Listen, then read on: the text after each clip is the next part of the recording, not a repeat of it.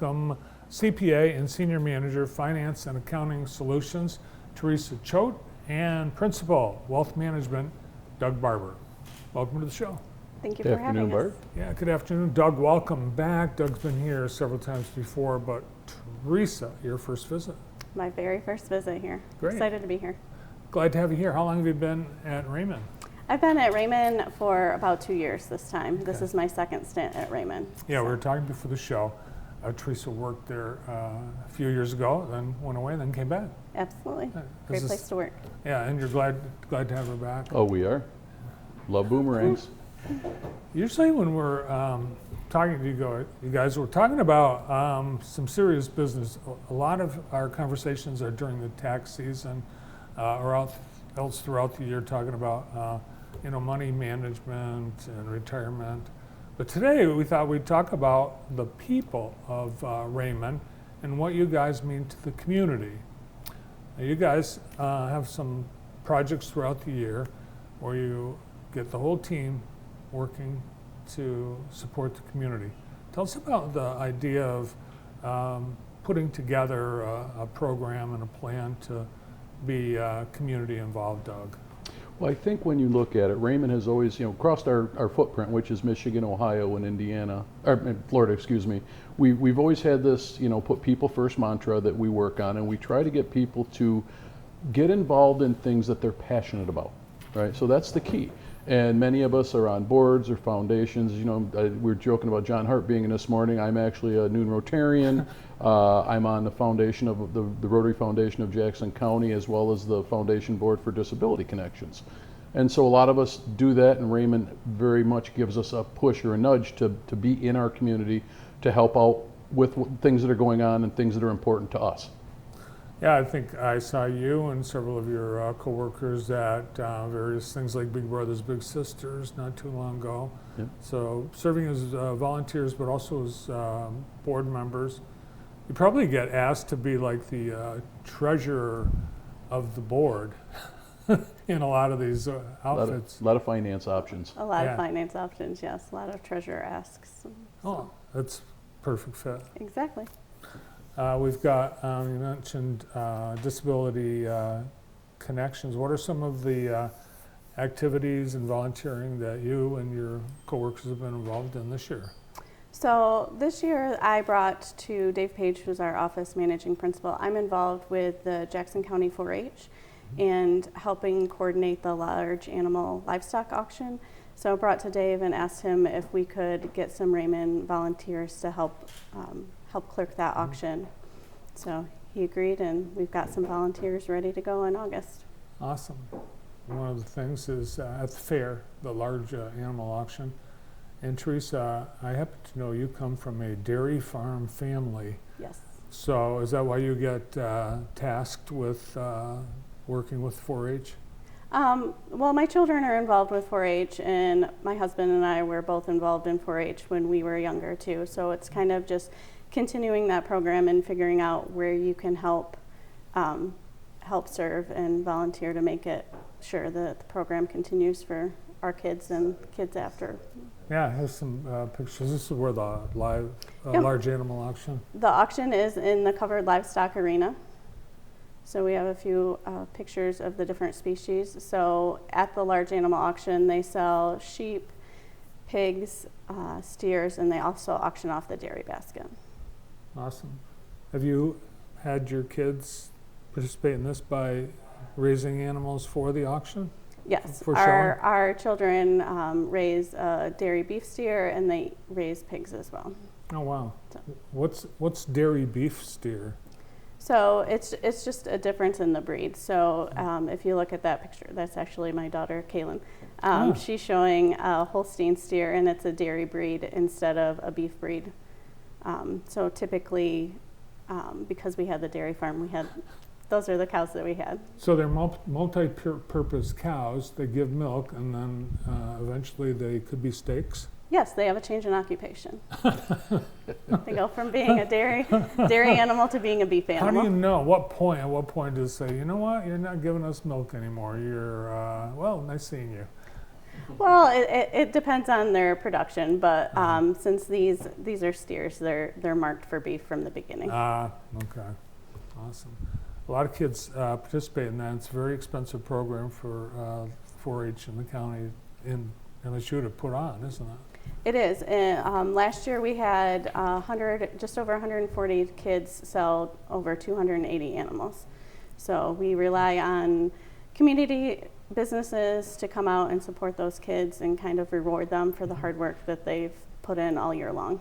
I've thought about buying an animal. Doug, have you ever bought an animal from the large auction? I have not, although Teresa and I were talking about this because I grew up on a real large farm. My parents owned a large hog farm when I was a kid, so I showed in 4-H. Mm-hmm. And it's kind of the difference between the dairy beef and the regular cattle because we showed market Angus and Charolais and Hereford, which was more of your traditional, not your dairy beef, right? And so I did that all the way up till I was 18, but when I went to college, I didn't come back home for the farm. Wow.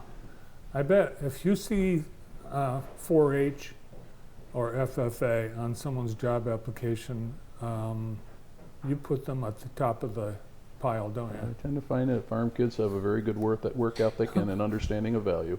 Yeah, I agree. If someone applies, they've been through FFA or 4-H, you can count on those people. It's great part of their education. All right, so April is National Volunteer Month and National Volunteer Week, and it's also tax month. So what do? Do you take a break from tax season, or as soon as tax season's over, start volunteering?